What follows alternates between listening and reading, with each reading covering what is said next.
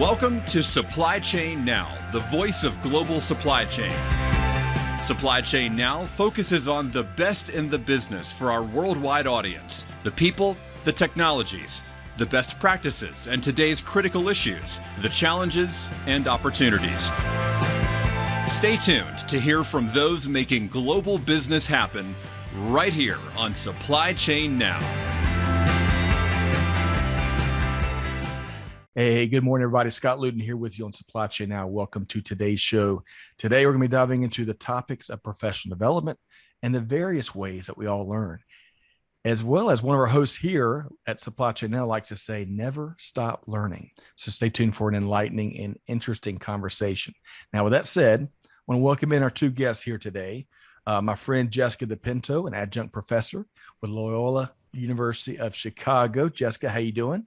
How are you doing, Scott? I'm doing well. It is so neat to see you. Look forward to our conversation. And you've brought a dear friend, Susan Woller, a lifelong learner and Loyola alum. Susan, how you doing?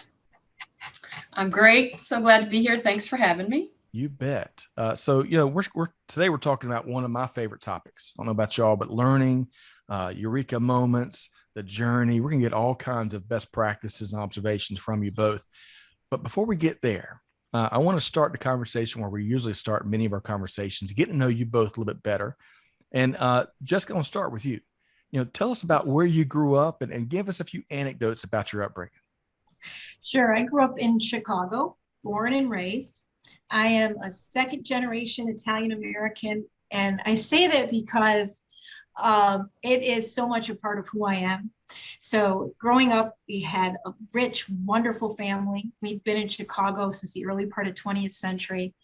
But the mantra has always been education. So I have two very hardworking parents, much like many of our students. They were first generation Chicagoans.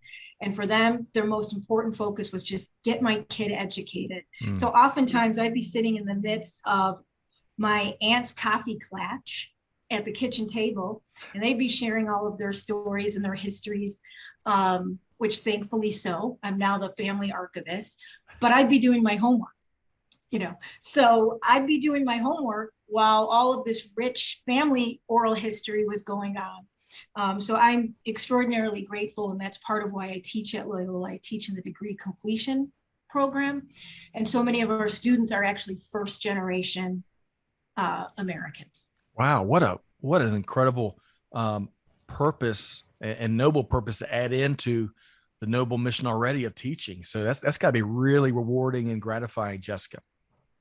It is. I love it. I love teaching in that school, and I love meeting students like Susan. Well, I'm gonna pivot in just a minute. We're gonna get Susan's take, but I got one follow-up question for you, Jessica.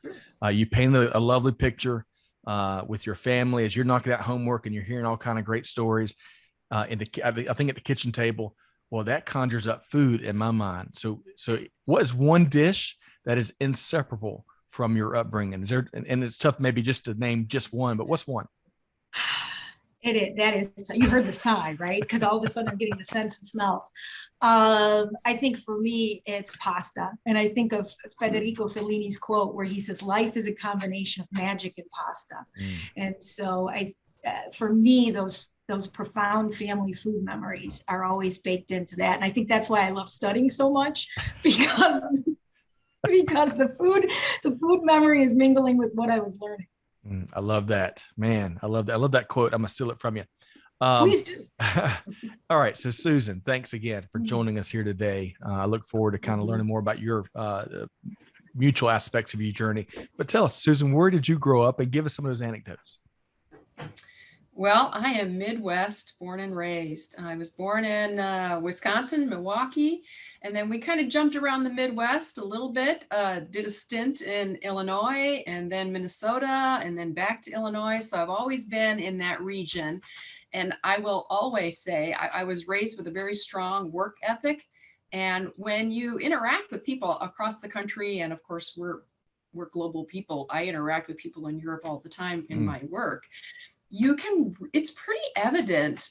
Work ethic is kind of evident, but everybody always says the same thing. Boy, you Midwesterners, you guys got some kind of work ethic. And so My father was the very first in his entire family to get a college education. He was an electrical engineer. And so it became really important to my family to have an education.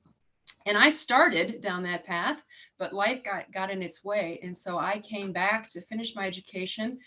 I don't want to call it a bucket list because I think it sounds like something you do before you croak. So I will say it was a lifelong goal of mine to finish my education. I had many friends who said, "Are you crazy? You're going back to school now? Are you crazy?" And I said, "Maybe," but it was the most rewarding experience of my life, and I still feel more whole from that experience. And you know what? It's good to be crazy in life. You know, that's where we get some of our best experiences, right? So one quick follow-up question for you both, since kind of geographically y'all have that in common. I spent a couple of years in Wichita, Kansas. I've spent some trips to Chicago for sure. It's a great part of the country. It's beautiful, and the people are beautiful as well. What is one thing, and Jessica, I'm going to pose this to you first, but what's one thing that might surprise folks about the American Midwest? I think that there's a sense of a cosmopolitanism, and there's a melting pot, especially I think obviously in Chicago and the outlying areas. It stuns me when people from the East Coast may say something like, "Wow, you've got a world-class museum here." And so I think, of course, our work ethic, like Susan mentioned, people know about that, but I think people maybe don't realize the fact that we truly are a diverse part of the country. Right. And it's worth stopping when you're doing your flyover. Yes. I can't agree with you more. And Chicago is just one of the world treasures in terms of cities and all that encompasses. And I think folks would be surprised about all the business innovation that's come out of the Midwest and all the places you both have mentioned. Susan, I'll give you a chance though to formally answer the question. What's one thing that might surprise folks?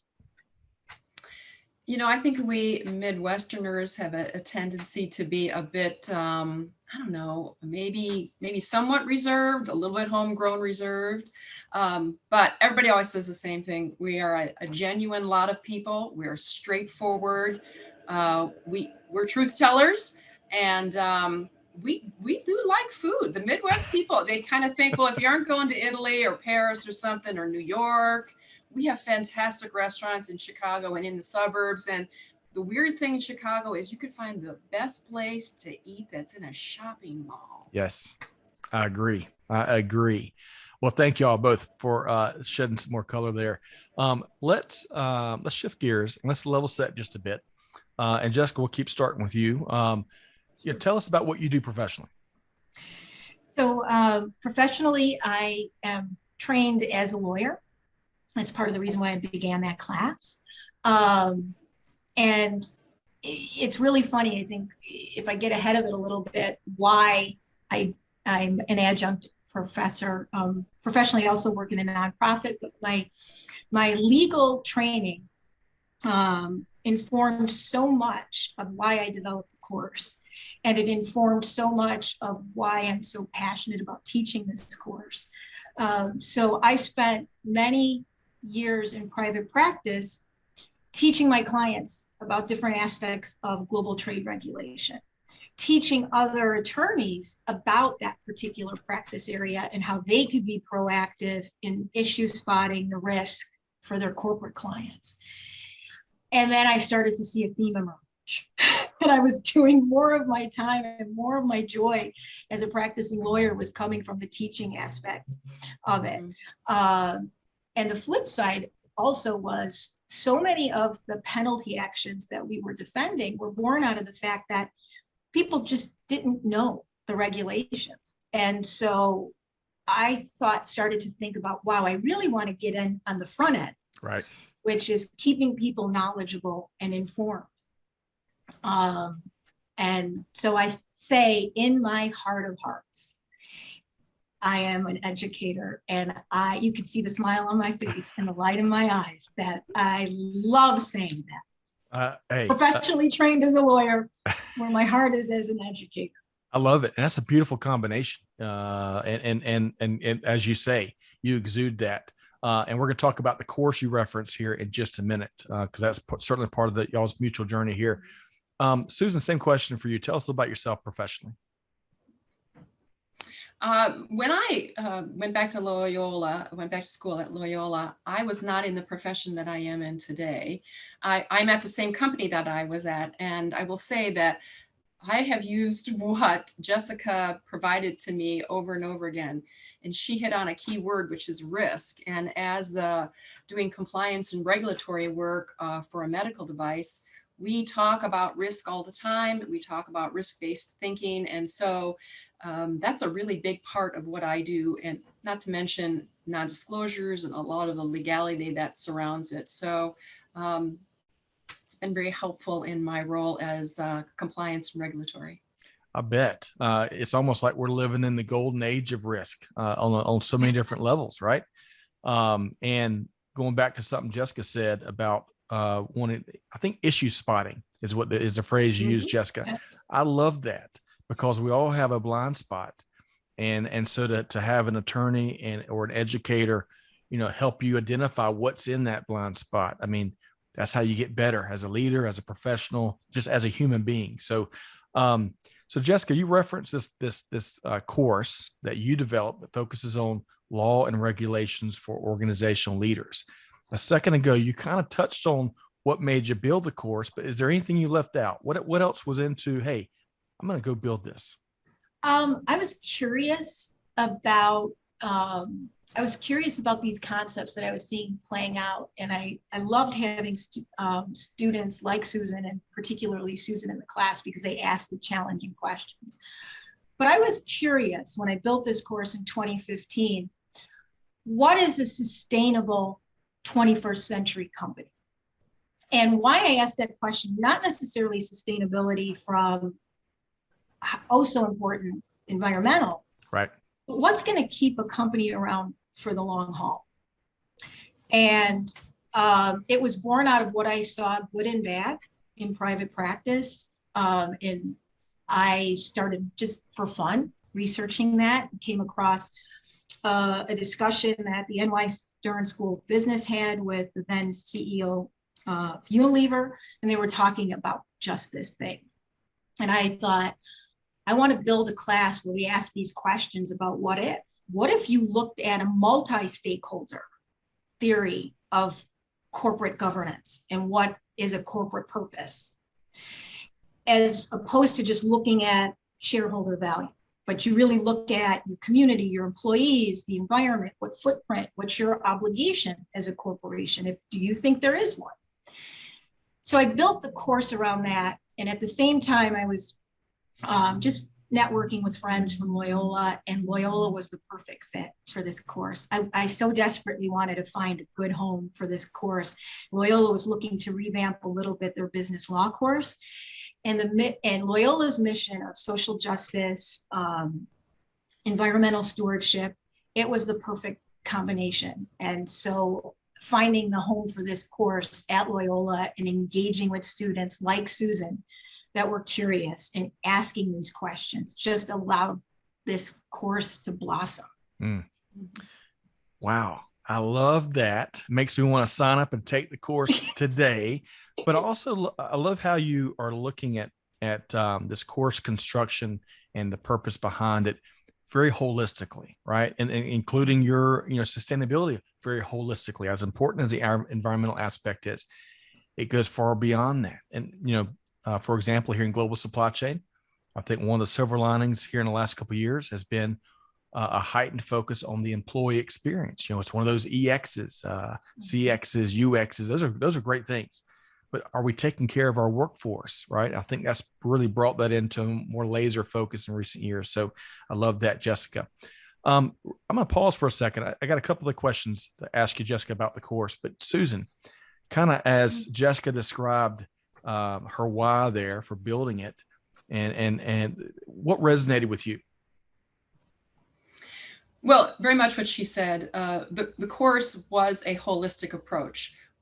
You're probably going to go into a course like this not not knowing that from the get-go, because when you think of organizational leaders and studying law and regulation, you're not thinking that it can take that kind of scope. And when Right. it gets bigger and bigger and bigger, it so lines up with the Jesuit approach, the Loyola approach of being holistic. And we're not islands. We look at what we're doing, how we're serving the community, and how all of that fits in, and what is our responsibility, and where are the legal lines, and then where are maybe the more moral, philosophical lines, and then they get all muddied up. I think that was one of our homework assignments, like what was muddy here. So let's, get into that muddiness and let's duke that out and see what we come up with. I also really resonate with the approach of culture, whether it's the culture of the world, it's the culture that I interact with, and it's the culture of the company that I work with. And I'm very involved in cultural change in my company, because I think that's what we need to do in order to make the world a better place. We take care of our little bit. And if that sphere gets bigger and bigger and we have access to that, then that's how we influence. I love that. We interviewed a guest one time, and her name will come to me soon, but she had a phrase that it takes all of us together with these small nudges to collectively move mountains. And that's kind of what I heard in your response there, Susan. So, all right. So Jessica, back to you. And it's going to be just kind of like the food question a minute ago. It's tough to kind of boil it down to one thing. There's so much there, but for all of our professionals, practitioners, our leaders around the world, no matter what industry they're in, what's one thing that they've got to know that is definitely in that course you built?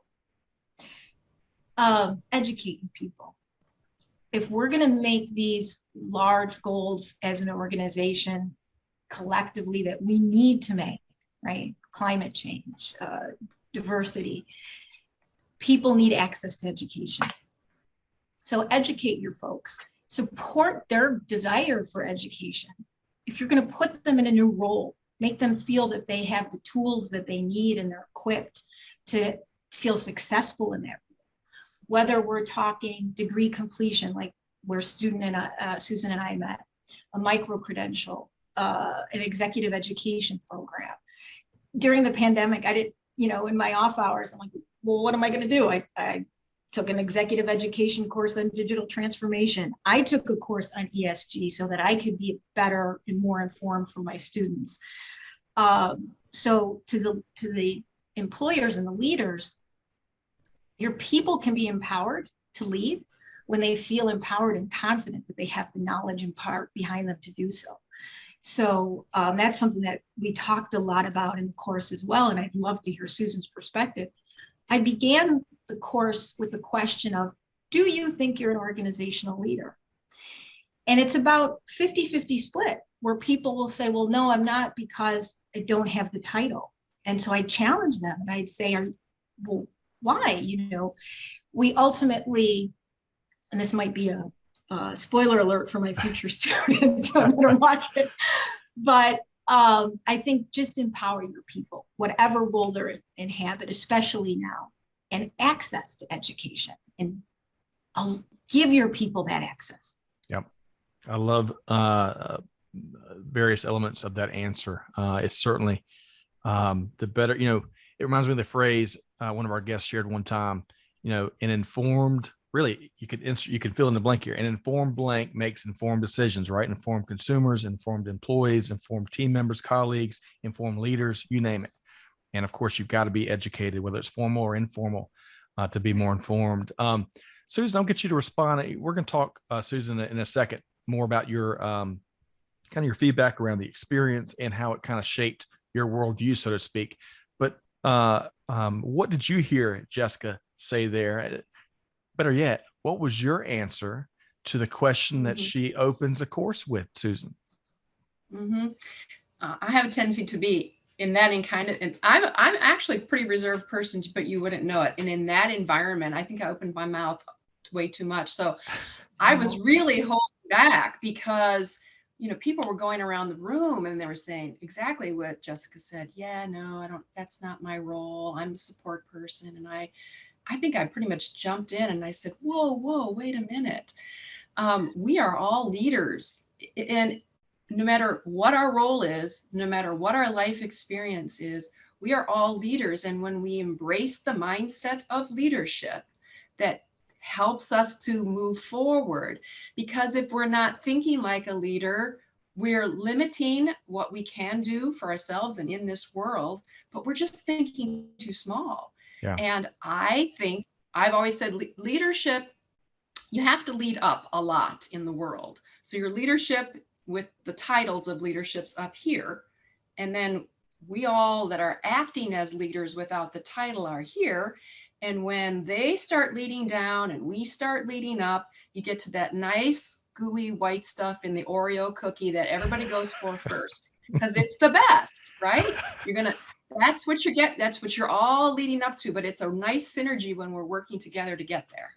Okay. I was about, before you went to the Oreo, which took my mind a whole different place, I was about to say, shout all of that louder for the folks in the back, because they need to hear that, because it's true. Yeah. But Oreo, man, my daughters will agree with you. I think all they eat is the cream. I like the whole thing and lots of milk, and I gotta keep them locked away because I like them too much. But you know, both of y'all make such a important point, because if we think of ourselves as leaders, we're going to feel empowered to drive the change that we're certainly capable of driving, and feel like our voice matters. And that's so important on so many different levels. So I appreciate what both of y'all are sharing there. Let's shift gears a bit, because you know, you mentioned sustainability earlier, ESG, very important acronym, with true action and results behind it for many organizations. They at least get it right here in the 21st century, right? So I had to stop and make sure I got it right. So Jessica, you've baked ESG elements into the course that we're talking about. What's been one topic related to that your students love to talk about? So from my perspective, the course of teaching is now, I started in May of 2015. Oh, it's May of 2022. Right. I think the students, from where I sat and heard, was this concept of the law kind of taking you only so far. And the organizational leadership part is what is really going to drive the richness of their career, from both the challenges and the successes. And what I heard distinctly, students got really interested when we started talking about the social aspect. What do I mean by that? I showed a video clip of just the Rana Plaza factory disaster back in 2013. And I linked it to the Triangle factory disaster back in the early 1900s and said, okay, here were the decisions. You know, so we look at what the leadership decisions may or may not have been. We use that as case studies and say, what would you have done differently? What was the company's responsibility in each of those scenarios? What wasn't the responsibility? And what's interesting to me is seeing how what's happening in the wider world is really changing the students' perspective on what that corporate purpose and mission is. And we usually divide the students in half and have people take either side of the argument. And I encourage students to take the opposite part of the argument that would have been their natural tendency. So from where I sit, it's that social dynamic. And I had one student say, you know, I was talking about this with my daughter, and we're changing how we purchase. So we're really thinking in terms of fast fashion. Do we need that extra pair of jeans? Where I didn't realize, my daughter did some research, came to me and said, Mom, did you realize that, you know, fast fashion contributes to, you know, potentially contributes to environmental and has a major environmental impact. So the course started an intergenerational conversation between the woman who was in my class, the mom, and her teenage daughter. But I'd love to hear Susan's perspective. Susan? Yeah, I think the point that you make here that was so profound is we can be, especially going into a class of law and regulation, we can come in very narrow focused.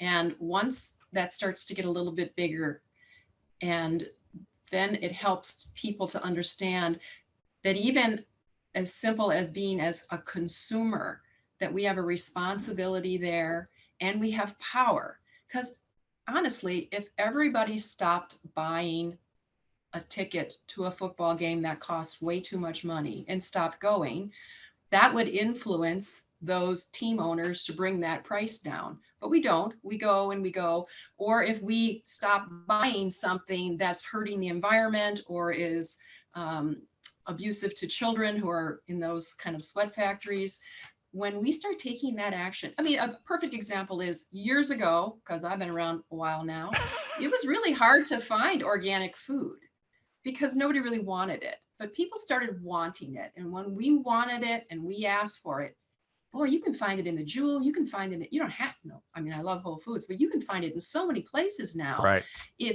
And that was all driven by a consumer desire and need. And then that takes it further for us as to, we need to do a little bit of research on where that stuff is coming from too. Right. But we have this sphere of power that we can be mindless about, or we can be really mindful about. So well said. And the good news here, the good news is more and more, according to research I just looked at yesterday, even since 2019, the last couple of years, all generations want and are willing to pay for more sustainably made products. Now, some would say, well, we hadn't come far enough, fast enough, and we got lots more work to do. But we got to celebrate the wins as we get them, even the small ones. And then one other quick thing, both of y'all have referenced Jessica and Susan. You all said it a lot better than I can, but there's a legal responsibility and then there's a moral responsibility, almost a human responsibility. So I'm a big fan as well, at least Jessica, of you, of history, right? Of history. Rose Knox is a great story. So if y'all are new to Rose Knox, y'all check it out. She and her husband started a business which became Knox Gelatin, which is, the global product around here today. Her husband died very surprisingly of a heart attack. This is the early 20th century. She took over the business. Even her closest advisors and friends saying, don't do that. You shouldn't do that. She defied them, took over the business. And then one of her first actions she took, unfortunately, was not required by law at the time. But the factory that she led, the company, the factory up in New York, they made certain people enter into the factory from a back door, right? The very first thing she did is she locked that back door and said, ladies and gentlemen, we're all going to enter through the front door. And that just one instance of her leadership. We need more Rose Knoxes here in 2022, right? Folks that are, Susan, that might be a little bit crazy. It may be in their time, but they don't care what the doubters say. They're going to do it, and they're going to make changes for the better, whether it's legally driven or if it's just humanely driven. So Jessica and Susan, thank you all for your perspective. There's so much, anytime we, ESG and beyond the environmental, but societal and governments, governance comes to a discussion. It's so deep and wide. It touches on so many different things, right? It's not just a project. Okay. So Jessica, I shared with you, I ramble sometimes, but I can't help it. Y'all are evoking really cool stuff. All right. So Susan, talking about this class, we'll talk about it kind of in a different perspective now, because I think this will help, a lot of our listeners that are either going through classes, they're designing and building classes, much like Jessica, or maybe it's not classes, maybe it's company initiatives where they're trying to lead remotely and otherwise. Talk about your experience, student perspective on delivery and the content, and including the hybrid model that I believe that was utilized for this course. Well, first I'm going to just jump a little bit off on what you said previously, because sure. Jessica created an atmosphere in our room in which it was a place for a healthy debate. And it also was a place to really stir up thinking about these kinds of social and legal responsibility. And I say that because I don't think we have enough environments today in which we can safely debate. We live in a culture in which when people disagree, they just don't know how to have a healthy debate. It's either I say my piece and you don't agree, and so I change the subject. And so that was really important to have that so that we could then grow and learn. And the piece that was other pieces that were really helpful in Jessica's class is the application of it. She empowered all of us to take ownership of that class. So she wasn't posturing herself of, I'm the brilliant person here up front. I'm the person here that has this information that I'm going to share. I'm going to pass it on to you, but you all take ownership. We're all kind of at the same level. So we're all coming in that front door together. Yes, I'm the professor, but we're level setting here. We are all adults. We're all leaders. We're all going to take ownership. And that also then set the tone to an opening for more absorption of the topic and more freedom and more, I don't know if you want to call it courage, but confidence. One of our projects, of course, we got up, we did all of the research on our product, we built our business, we did all the legality, and then we did a final presentation at the end. And I don't care how old you are, people still say that the greatest fear of all people is to get up in front of others and speak. But I think it went really well for all of us because there was a real sense of ownership of our project. We knew our business, we researched it, we could speak to it, we were confident, and the atmosphere that was created in that room gave us that ability to be real free about how we presented. Susan, I love it. I want to get Jessica's response. I think I agree with you. It's very difficult to have conversations where folks disagree. We've almost forgotten the ability to disagree respectfully but constructively. But Jessica, weigh in. Susan shared a lot there. What's most important to you? So I think this is part of why I absolutely love teaching in the School of Continuing and Professional Studies at Loyola. Two reasons. The department allows us to respect our students and create that respectful environment. But it's the students like Susan who said, hey, I want to do this. This makes me whole.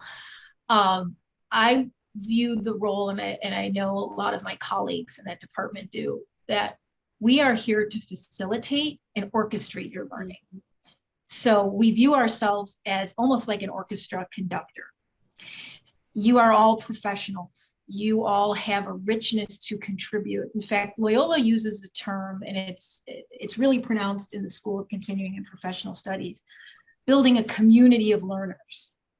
And so it's the pedagogical training that Loyola gives us to kind of make sure that we're creating that environment. I remember Susan and Joan's project, because the capstone project of the course of the 8 weeks is basically social entrepreneurship. Create a project, and in this way, students are able to incorporate all the legal aspects that they've learned into one holistic end project. Susan and Joan did an organic food product, I remember, and they passed out samples, like perfectly packaged. The other students were delighted. But for me, that always gives me such a tremendous sense of joy. I'm not going to say accomplishment. I really I say this when I read through what the students are submitting at the beginning of the course year, and then I see the end product, and especially in Susan and Joan's case, a tremendous sense of joy, like to see the end product. I go back to the civil discourse, and I remember reading something that St. Ignatius, the founder of the Jesuit order, had said to the Jesuits. He was, at some 14th century conference, let's call it a conference, that all different religious sects were going to be, or different sects of Catholicism were going to be represented at. And he gave them like a little guidebook on civic discourse and the importance of learning how to disagree so that you're respectful of people with whom you hold different viewpoints. And I often like to say that in these courses, a byproduct of the law and regulations for organizational leaders and the content is how do we learn and how do we maybe not learn. In some cases, people know this because it's natural. How do we cultivate a climate of civility in our disagreements? Because we're going to disagree. That's the inevitable part. And if you're not, well, if you're not disagreeing, I've always said you've got a surface level relationship, right? Right. You can't trust the ability and can't trust relationship to disagree. And taking a step further, we're talking about, here, obviously at Supply Chain Now, it's usually, we're big old supply chain nerds. We talk supply chain all the time. Supply chain teams have to disagree, right? They have to disagree. And they've got to, they've got to learn. And in fact, we all need maybe Jessica, what we should do is pass out this civil discourse guide. Let's make that be the next massive global distribution, and get it in the hands of all our professionals out there, so we can have frank conversations again, respectfully, while making progress as a team, organization, and frankly as a world. So I appreciate y'all weighing in on that. And there's so much there. It's universal. It goes far beyond just business and certainly global supply chain. So Susan, we're having a really big picture conversation. You never know with these podcasts here. You tee up that go down this path, and before you know it, the hour is over, and you're touching on all kinds of things related to life and business. But Susan, talk about the engagement with the course, the topics, the conversations. How has it really impacted both your personal and your professional life, your leadership style, you name it? Yeah. We talked about this before, but it's worth repeating that it really was a platform to speak on a high level with regard, because law is a lot like math. It has to all add up. We look at the laws before us. We have to follow those laws. We see changes happen that change the laws, but we stay within our lane because that's the deal. Math has to add up too. It's just there's a parameter there.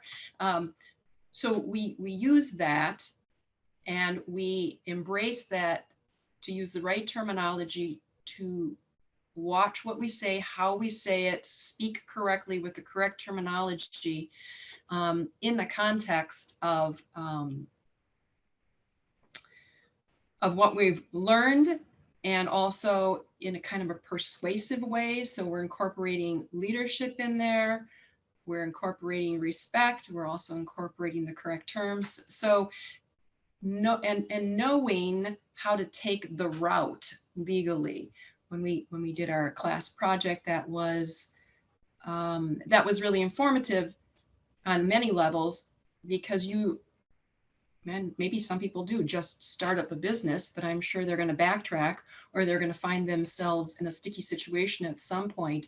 The beauty of the law is when you follow what you're supposed to follow, and you follow the process and take the necessary steps, not only do you become more well-informed, that makes you a better business person, because now you have that knowledge and you can act on it.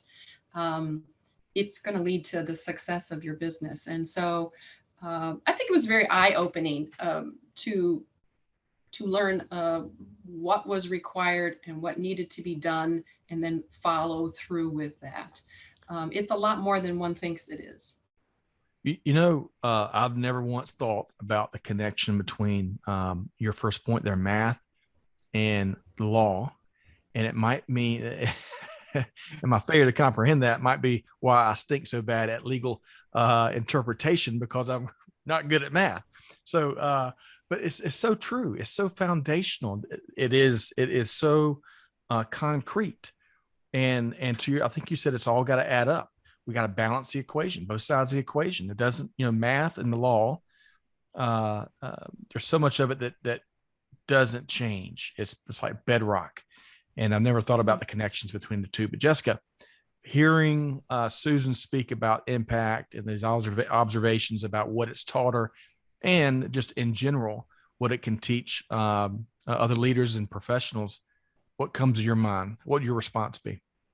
Well, first of all, again, it's joy in hearing a student and now a colleague, right? Once the students become alums and um, in hearing the impact of the course, and in the fact that this, in engaging with the course, Susan then felt additionally equipped to do the risk analysis. And, many entrepreneurs, and I would see that when I was in practice, many entrepreneurs may jump into a situation and then afterwards have to unwind something because maybe they didn't think about it in the beginning.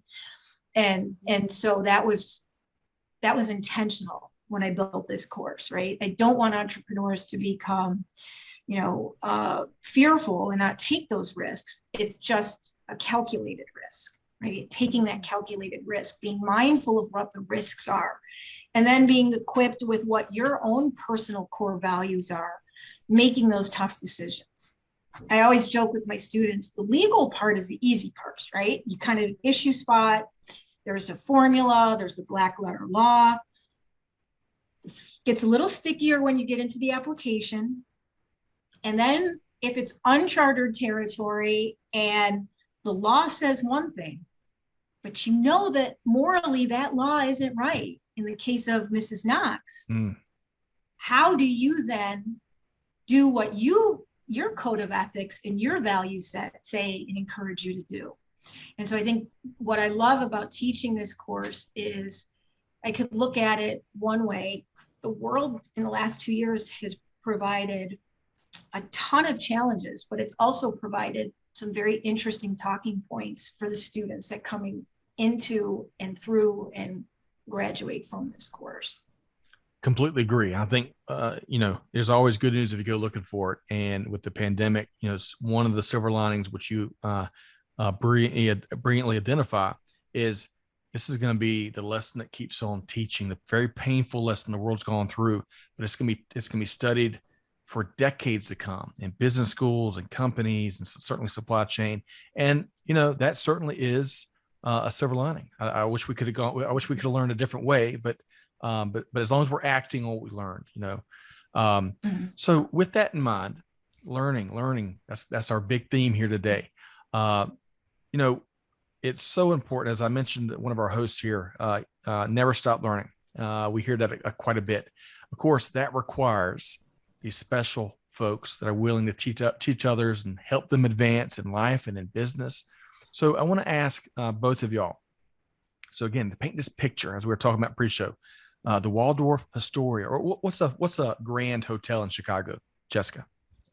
Oh, what is it, Susan? The Hilton Ballroom? Okay. Chicago Hilton. Oh, yeah.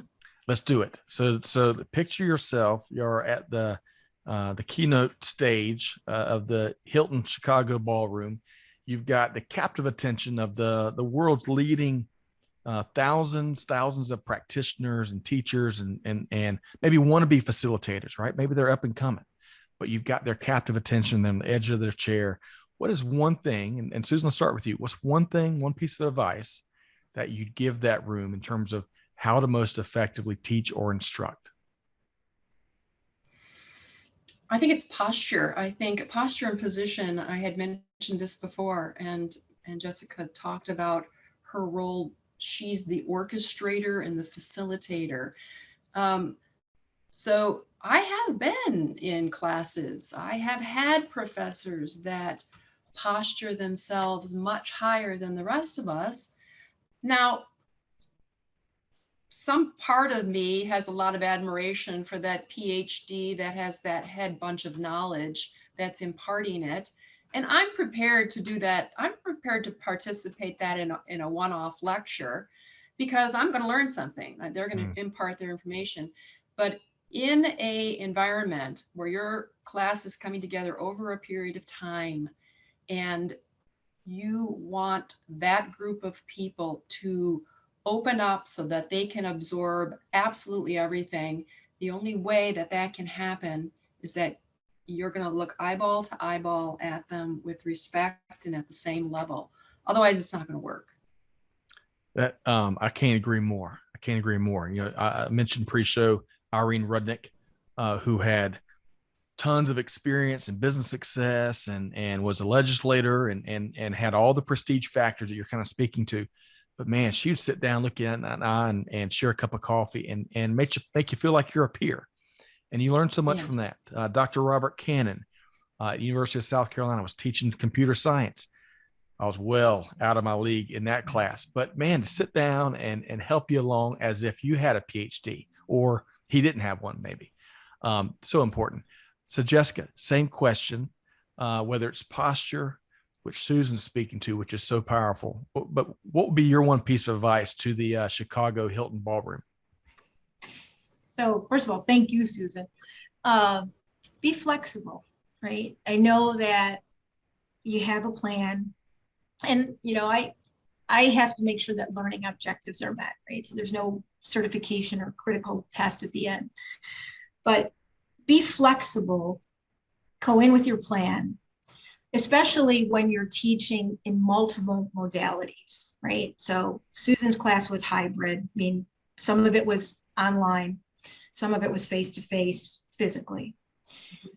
If you're teaching a class that's 100% synchronous, now like we're doing now, or, it's online or face-to-face, be flexible in your approach, be flexible in how you engage with your students, how you tweak your course so that it becomes interesting and relevant to this year as opposed to even last year. But train true to that core as to why you're there and what's your purpose and what's your mission in transmitting that knowledge. Everything else, and this is coming from the woman who, has this binder with every minute of her life mapped out of what's going to happen during the day. But I think the greatest flexibility comes when I am teaching, because I have a sense of in each module or section what I want to impart. And then I just try to listen to the students and make those connections between the plurality of voices. And I love that in the school that I teach at Loyola, I do see a plurality of voices in terms of race, gender, age group, right? And allow that plurality to teach each other and enrich what I had in my mind in my little plan book, give that opportunity to enliven the learning objectives. I had a great professor. I know you talked about mentors, and I think we all learn from one. And to Susan's point, I had Professor Mark Musa. So one of the little known facts is on a scholarship, I got my master's in Italian language and literature. So I try to bake in literary principles into the organizational leaders part, because I think great literature makes for great case studies. But Professor Musa, who translated the Divine Comedy, Dante Alighieri for Penguin Classics, and was arguably one of the foremost experts on this text, when we would sit in our seminar class with him, he would look and say, what did the text say to you? What did you get out of the text? How would you interpret this canto? And the first time I remember thinking to myself, this guy's translating this for Penguin Classics. I just graduated my undergrad degree. This is my first year in, my first semester in graduate school. And I remember too, one of his textbooks actually, or his translations, was dedicated to all his students, because he said, you've allowed me to interpret this text and tweak translations in a different way. So Professor Musa, like your Professor Rudnick, is no longer with us, but I carry his model of instructional leadership with me every day. I love that on so many different levels. But it reminds me that I learned a little tidbit about you there, Jessica. We'll have to have a subsequent conversation about the one Alfredo Pareto of the famous Pareto principle. Pareto principle, yeah. So we'll circle back on that. Who knows? Okay. So as we come down the home stretch, again, really have enjoyed this conversation that touches on so much with both of y'all, Jessica and Susan. Humanity. goodness gracious, beyond business, just the sheer humanity. We've all been through quite a bit. We've referenced a couple of times over the last few years. It goes without saying, but those eureka moments that we've had at various times, I think I referenced pre-show, sometimes we have one an hour. Those can be some painful days, but what's one, and Susan, I'll bring you back in the conversation here. What's one eureka moment that you've had here in the last couple of years? Well, even in light of COVID, when I was at school at Loyola, I actually created a little sticker and I stuck it on my laptop. And when I began to lose sight of humanity and connecting with others, and this is way before COVID, all it said was face to face. And that was my prompt of, yeah, I can send that email, but wouldn't it be better if I could do it face to face to connect with that human being? Because when I get up from my desk and I walk across the building to Tom's office and I say, here's what's going on, I'm happy to follow up with an email, but what do you think? And we have that connection. We create life, we create a synergy, we create energy, and it makes for a better company culture, because I work kind of for a tech company. I mean, we do data migration for, a DICOM medical data migration. We're all at our computers all day long. Most of us are software engineers, geeks, technology people. Smart people. And well, and that kind of lends itself to, I'm going to disconnect from human relationship and just get the work done. And so then when COVID came, we all were working remote and we weren't connecting. And then of course, many of us went on Teams or Zoom or whatever vehicle. And now all of a sudden we don't want to be on camera because for some reason we don't. And for some of, not me, because I just felt that I needed to put myself together to go to work. But some people were literally popping out of bed and working in their jammies. That's Sure. why they didn't want to go on camera. So when you make the effort to put yourself together, you do that because you have every intention of pushing that video button so you can have a face-to-face with people. And the eureka has always been for me that I have to fight. I have to always get more humanity ground because people want to stay hidden. They, I don't know, for some reason, aren't connecting as much as they used to. And so I push that and I push it and I push it and I encourage people to connect. I'll even reach out to somebody during the day and I'll say, hey, do you have a minute? Let's talk. And then I'll say, hey, Christopher, you want to turn your camera on? I want to see what's going on with you. So I think that's the humanity piece. And that was alive and well in the culture of Loyola always. That is wonderful to hear. So face-to-face should be a mantra. Before you send that email, before you send that text, think about how it's going to be perceived. I think email is funny. Jessica and Susan, email has been like the greatest gift for communication and like the worst gift ever for communication, Agreed. But I digress. Jessica, same question. What's been one of your favorite eureka moments you've had in recent years? Loyola has a term that it's one of the pillars of the education, cura personalis, basically, like you cure the whole person. And I think, I'm kind of hard charging in my studies and I want my students to learn and I learn. And I remember we talked about this as faculty and said, these students are going through a lot. Many of the students are working full time. They have children that they're homeschooling. How can we pare back?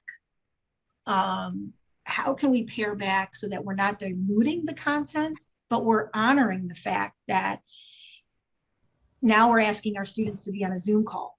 And so what it did was heighten my responsibility to make sure that the course that I did was entertaining and engaging.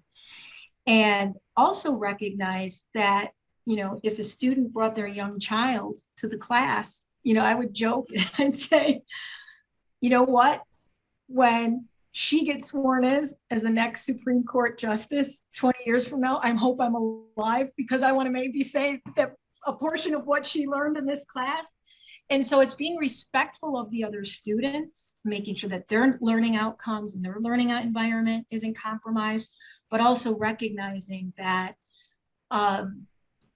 the education piece is an important dimension, but it's one dimension of their work family life. And I think if we go back, Scott, to the question that you asked about, you've got a room full of executives in the room, in addition to the learning, and encourage your people to learn. I think the pace of change is so rapid now. I would add that, and this is a big tenet of a Jesuit education, build it into the curriculum, allow your people the time to reflect. And that comes with unplugging. Yeah. But I think the ubiquity of the emails and how much we're changing and how much we're doing, we're missing the component about lessons learned, taking a pause really so we can think about it, right? Not everybody is one of these dynamic thinkers that can think quickly on your feet. That's what we're hoping to accomplish in the class. Right. But sometimes those good calls come out of having somebody who have had the full 8 hours of sleep. And so I'm with you. It's such a, maybe it sounds simple in our ears, but it's such a powerful key takeaway is the baking in time to reflect. As an entrepreneur, it's all about action, right? You got to be a self-starter. You got to, no one's going to look out for your company except for you. You got to put it in the headlock, whatever it is, and move forward. But I'll tell you, I don't know about y'all's journey, but for me, especially over the last, 10 years, 9 years of being an entrepreneur, it's those moments where I turn off the email. I shut down my phone, at least put it on silent, turn it face down, right where I can't see it. And you reflect through the conversations, you reflect through the decisions that you're trying to make. And that's where I've arrived. I don't know about y'all, but that's where I've arrived at some of my most powerful decisions, most impactful decisions, or lessons learned. So Jessica, I think it sounds like that's part of the culture at Loyola. Is that right? Yeah. Yes. I mean, the seventh class, right? We've got 8 weeks together. So I bake in my 7th class a reflection piece where it says, okay, what do you learn? What did you learn out of your group projects? What did you learn in this course? How has it changed? Or maybe it didn't. And what I encourage my students to say is, if it didn't change your leadership style, then I want to know, I want to learn, right? So that's a decided part of the transformative Jesuit education, which I myself, ironically, didn't have. My dad encouraged me and would always talk about, I think it's something he wished he had more of, was a Jesuit education. And I think one of the other aspects of the humanities, Susan may know this, because I think hers was the first class I shared, was why do I teach? Why do I choose to teach at Loyola? My dad in 2008 was diagnosed with leukemia. He was treated at Loyola Hospital. His diagnosis was such that it was a terrible diagnosis. Nobody could have cured him. But what I learned about leadership and organizational leadership from his care team and cura personalis, and looking at my dad as a whole patient, and not, can we push this clinical trial, but really looking from that perspective. I took as much about that when I developed my curriculum for organizational leadership than I did on drawing from the business courses. And I feel compelled to add that in, because that's the humanity piece as well. Wow. So Susan, as I almost hate to shut down the conversation and close and adjourn this session, because there's so many lessons to be learned from y'all's experiences and your expertise, but we must. Susan, if folks wanted to learn more and connect with you, face to face or not, who knows? But what would be your advice to them? How can our listeners get in touch with you? Well, interesting. Having been a former student at Loyola, there was a opportunity that I had to serve in a capacity at Loyola in which we would answer students' questions that were concerned about coming to Loyola and what should they know and can they handle the workload and how can they balance it all out because they have a husband and kids and a job. And so I am a fan of answering any question and being available to support anybody and encourage. And one thing that I heard over and over again was it was really fear that held people back. And I encourage people to push forward. And it was always, you definitely can do this. You know, you're smart enough, you're good enough, you can do this. You make the commitment and just plan the plan, but don't get too rigid about it and follow through. We are successful in life as long as we keep taking steps forward. And I think that when we get so stuck that we can't take that next step so really I encouraged everybody to go for it, to do it, and that it is doable. And the reason I can say it's doable is I and so many others have done it while we've had full-time careers, commutes, children, things we've been involved in, and it is definitely doable. So, and if people call you crazy, who cares? Do it anyway, right? Do it anyway. Do it anyway. Right. Susan, really appreciate you sharing. And Jessica, same question to you.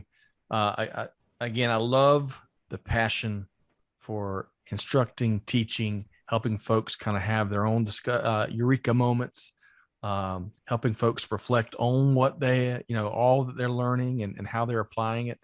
You just love what you do. How can folks connect with you, Jessica? LinkedIn. So I have a different scarf on and shorter hair, but Jessica DePinto.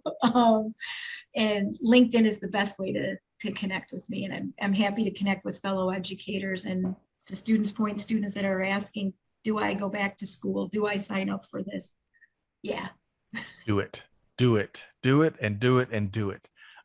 Well, really, it's been a pleasure and an honor reconnecting with you, Jessica, and meeting you, Susan. I really enjoyed the conversation here today. It touches so much of it is directly relevant to supply chain, and so much of it is directly relevant to life in general, or no matter what you do, right? So big thanks to Jessica DePinto. Big thanks to Susan Woller. We look forward to reconnecting with you soon. Listeners, hey, hopefully you've got 18 pages of notes like I do from Jessica and Susan's perspective here today. We're going to make it easy. Check out the episode page. You can connect with them and follow up for your own conversations.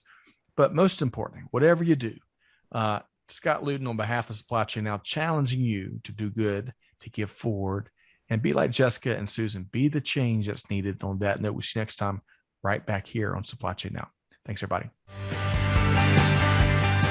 Thanks for being a part of our Supply Chain Now community. Check out all of our programming at supplychainnow.com and make sure you subscribe to Supply Chain Now anywhere you listen to podcasts. And follow us on Facebook, LinkedIn, Twitter, and Instagram. See you next time on Supply Chain Now.